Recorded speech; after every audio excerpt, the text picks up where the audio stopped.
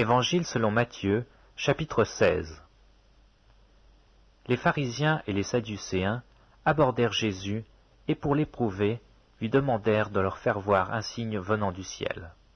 Jésus leur répondit, « Le soir vous dites, il fera beau car le ciel est rouge.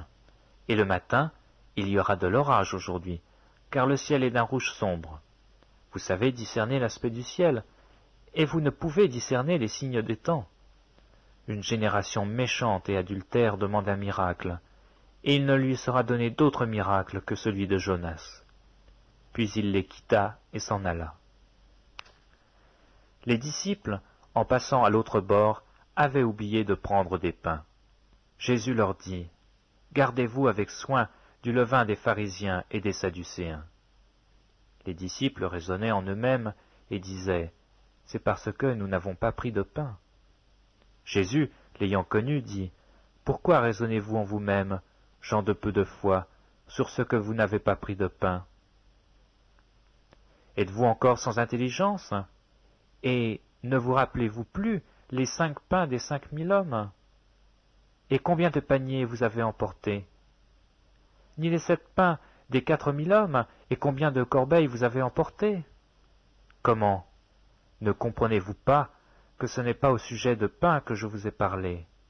Gardez-vous du levain des pharisiens et des sadducéens. » Alors ils comprirent que ce n'était pas du levain du pain qu'il avait dit de se garder, mais de l'enseignement des pharisiens et des sadducéens.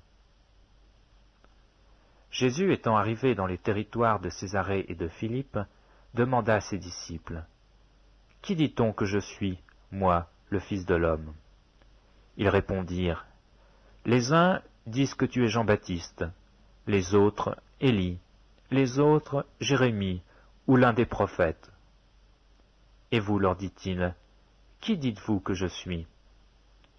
Simon-Pierre répondit, tu es le Christ, le Fils du Dieu vivant. Jésus, reprenant la parole, lui dit, tu es heureux, Simon, fils de Jonas, car ce ne sont pas la chair et le sang qui t'ont révélé cela, mais c'est mon Père qui est dans les cieux. Et moi je te dis que tu es Pierre, et que sur cette pierre je bâtirai mon Église, et que les portes du séjour des morts ne prévaudront point contre elle. Je te donnerai les clés du royaume des cieux.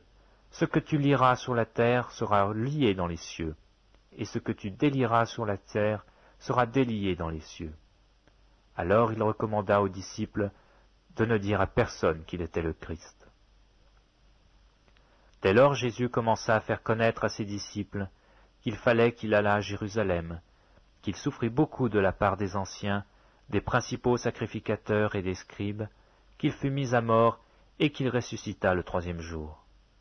Pierre, l'ayant pris à part, se mit à le reprendre et dit « À Dieu ne plaise, Seigneur, cela ne t'arrivera pas. » Mais Jésus, se retournant, dit « Arrière de moi, Satan, tu mets en scandale, car tes pensées ne sont pas les pensées de Dieu, mais celles des hommes. » Alors Jésus dit à ses disciples, « Si quelqu'un veut venir après moi, qu'il renonce à lui-même, qu'il se charge de sa croix, et qu'il me suive. Car celui qui voudra sauver sa vie la perdra, mais celui qui la perdra à cause de moi la trouvera. Et que servirait-il à un homme de gagner tout le monde s'il perdait son âme? Ou que donnerait-il à un homme en échange de son âme? Car le Fils de l'homme doit venir dans la gloire de son Père avec ses anges. Et alors il rendra à chacun selon ses œuvres.